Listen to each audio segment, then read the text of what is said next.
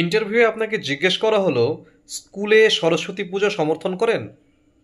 এর উত্তর কি দেবেন? পলিটিক্যালি কারেক্ট হতে হবে। এমন কোনো উত্তর দেয়া যাবে না যাতে অসন্তুষ্ট হন ইন্টারভিউয়াররা। তাহলে কি বলা যেতে পারে? স্যার, আমি বিদ্যালয়ে সরস্বতী পুজোকে সমর্থন করি, কিন্তু শুধুমাত্র ধর্মীয় অনুষ্ঠান হিসেবে নয় স্যার, সাংস্কৃতিক ও শিক্ষামূলক উৎসব হিসেবে দেখি। এই পুজো শিক্ষার্থীদের মধ্যে সংস্কৃতি, শ্রদ্ধা, ঐতিহ্যের প্রতি ভালোবাসা জাগায়।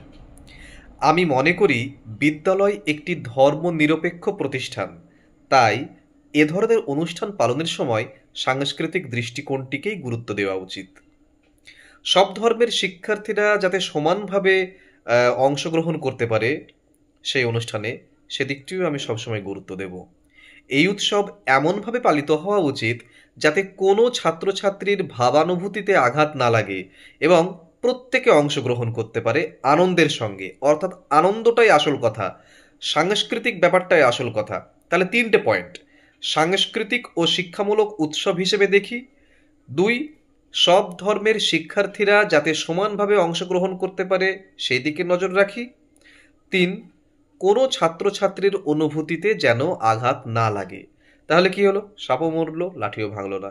যেহেতু সরস্বতী পুজো একটি হিন্দুদের অনুষ্ঠান, তো সেক্ষেত্রে এখানে যে ধর্মীয় ব্যাপারটা চলে আসছে, আপনাকে সেই ধর্মীয় ব্যাপারটার ঊর্ধ্বে উঠতে হবে এবং আপনার উত্তরে এইটি প্রকট হতে হবে যে এটিকে আমি ধর্মীয় অনুষ্ঠান হিসেবে দেখি না, সকলের অনুষ্ঠান হিসেবে দেখি। সাংস্কৃতিক ব্যাপারটা এখানে আসল ব্যাপার, শিক্ষামূলক ব্যাপারটা এখানে আসল ব্যাপার, সকলের সহযোগিতা নিয়ে সকলে একসঙ্গে আনন্দ, সেটাই আসল ব্যাপার। এবং সব থেকে বড় ব্যাপার, কোনো অন্য ধর্মাবলম্বী যদি সেই স্কুলে থেকে থাকেন তবে তার ভাবানুভূতিতে আঘাত না দেওয়া এবং তাকেও সেই অনুষ্ঠানে অংশগ্রহণ করতে দেওয়া। মানে আমি সরস্বতী পুজো করছি স্কুলে, কিন্তু একজন অন্য ধর্মাবলম্বী এলো, তাকে আমি প্রতিমা ছুঁতে দেব না, এই ধরনের যে ব্যাপারগুলো সেগুলো হওয়া যাবে না। এইভাবে আপনাদের প্রত্যেকটি প্রশ্নের উত্তর পলিটিক্যালি কারেক্ট হতে হবে। এবার পরপর দুটো প্রশ্ন নিয়ে আলোচনা করব, দুটো প্রশ্ন খুব রিলেটেড। প্রথম প্রশ্ন, শিক্ষার উদ্দেশ্য কি? এটা আমরা বিএডে পড়েছি, তবু আর একবার যদি খুব সংক্ষেপে বলতে হয় তাহলে কি বলবো? শিক্ষার উদ্দেশ্য হচ্ছে মানবিক মূল্যবোধ, সহযোগিতা ও সৃজনশীলতার বিকাশ ঘটানো, পারস্পরিক শ্রদ্ধা, বোঝাপড়া ইত্যাদি শেখা, শিক্ষার্থীকে চিন্তা করবার ক্ষমতা দেওয়া, প্রশ্ন করবার ক্ষমতা দেওয়া, নিজেকে প্রকাশ করবার সুযোগ করে দেওয়া। শিক্ষা হবে আনন্দময়, শিক্ষা হবে মূল্যবোধ ভিত্তিক। এই হলো শিক্ষার উদ্দেশ্য। এইবার আপনাকে যদি প্রশ্ন করা হয় আপনি কেমন বিদ্যালয় চান, আপনি কেমন বিদ্যালয় চান, তাহলে উত্তরটি কি হবে? আপনি এমন বিদ্যালয় চান যেখানে শিক্ষার এই উদ্দেশ্য যেগুলো এক্ষুনি বলা হলো সেগুলো ঠিকঠাকভাবে ফুলফিলড হয়। তাহলে এই জিনিসটাকে যদি ঘুরিয়ে বলা যায় যে আপনি কেমন বিদ্যালয় চান, তাহলে আপনি কি বলবেন?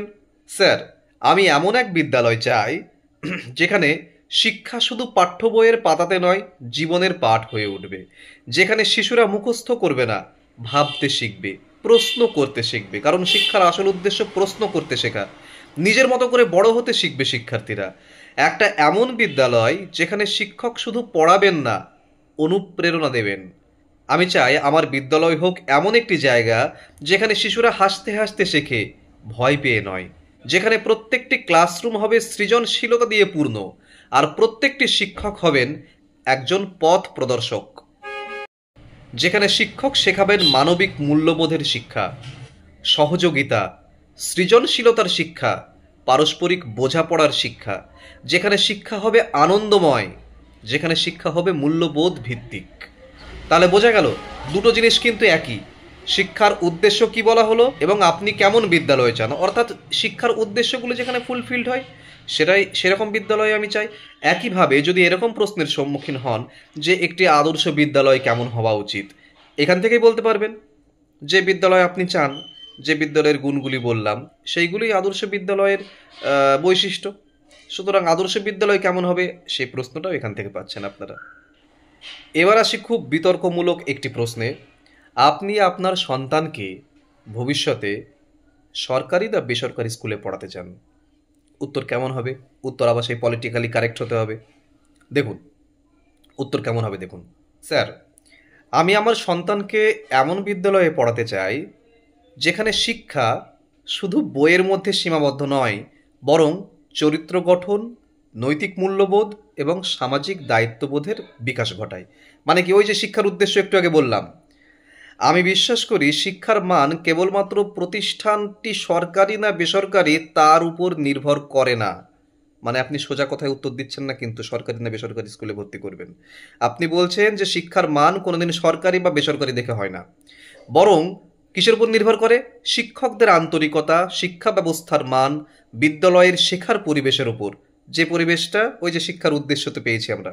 বর্তমানে অনেক সরকারি বিদ্যালয়েও প্রশিক্ষিত ও দায়িত্বশীল শিক্ষকরা অত্যন্ত নিষ্ঠার সঙ্গে আধুনিক পদ্ধতিতে পাঠদান করছেন। একইভাবে কিছু বেসরকারি বিদ্যালয়েও মানসম্পন্ন শিক্ষা দিয়ে সমাজে ইতিবাচক পরিবর্তন আনছে। তাই আমার লক্ষ্য হবে এমন বিদ্যালয় বেছে নেওয়া যেখানে আমার শিশু নিজের প্রতিভাকে বিকশিত করতে পারে, মানবিক হতে শেখে, বাস্তব জীবনের সঙ্গে প্রস্তুত হয়, প্রশ্ন করতে শেখে। প্রতিষ্ঠান সরকারি না বেসরকারি এটা আমার কাছে গৌণ বিষয়, কিন্তু গুণগত শিক্ষা, ভালো পরিবেশ, এগুলিই হবে প্রধান বিবেচ্য। অর্থাৎ সেই একই ব্যাপার, সাপও মরল লাঠি ভাঙলো না।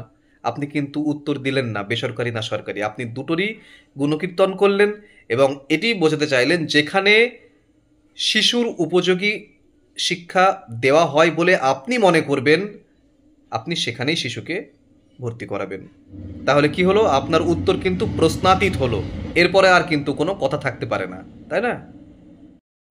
আচ্ছা, এবার আরও একটি বিতর্কমূলক প্রশ্ন, সেটা হচ্ছে আপনাকে যদি জিজ্ঞেস করা হয় শিক্ষকদের যে ভোটের ডিউটিতে পাঠানো হয় অথবা স্কুলে শিক্ষকতা বাদেও আরও অনেক কিছুর দায়িত্ব নিতে হয়, এই ব্যাপারটিকে আপনি কেমন চোখে দেখেন?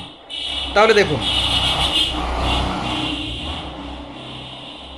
রাত 11টা 11 বাজছে এখন, তবুও বাইকের অন্ত নেই। যাই হোক, কি বলছিলাম? আহ, ভোটের ডিউটিতে পাঠানো হয় এবং অন্যান্য বিভিন্ন রকমের কাজ করা হয়। দেখুন, শিক্ষক তো স্কুলে রয়েছে শিক্ষাদানের জন্য, শিক্ষকতার জন্য।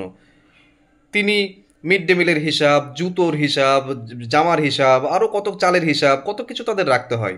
এইগুলোকে আপনি কেমন চোখে দেখেন? এরকম যদি প্রশ্ন আসে তাহলে তো আপনি কখনোই ফট করে বলতে পারবেন না যে একজন শিক্ষক শুধুমাত্র পাঠদান করতে গিয়েছেন, তিনি এই কাজগুলো করা উচিত নয় বলে আমি মনে করি। উচিত নয় কখনোই বলতে পারবেন না।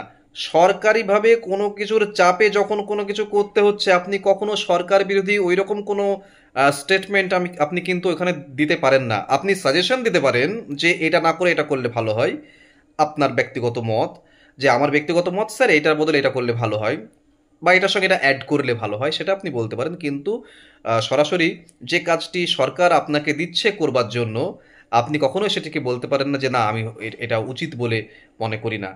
এটা আমার ব্যক্তিগত মত, যেটা বলা ঠিক নয়। তো যাই হোক, এবার প্রশ্নের উত্তরে ফিরি। তাহলে উত্তর কি বলবেন? হ্যাঁ স্যার, কিছুটা বলা যায় এটা শিক্ষকতার একটি অসুবিধা।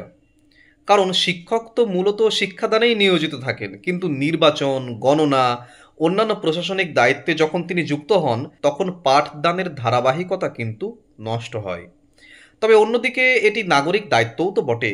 রাষ্ট্রের প্রশাসনিক কাজে অংশ নেওয়া একজন সচেতন নাগরিকের দায়িত্ববোধেরই পরিচায়ক।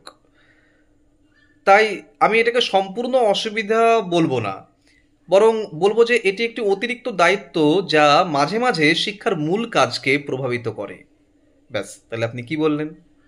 আপনি কিন্তু বুঝিয়ে দিলেন যে ওই কাজটি শিক্ষকতার যে শিক্ষাদান, পাঠদান, সেই ব্যাপারটিকে যথেষ্ট প্রভাবিত করে, অ্যাফেক্ট করে, এটি আপনি বুঝিয়ে দিলেন।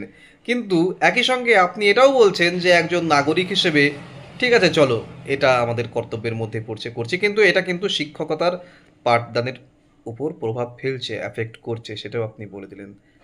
তাহলে আবার সেই সাপও মরলো লাঠিও ভাঙলো না।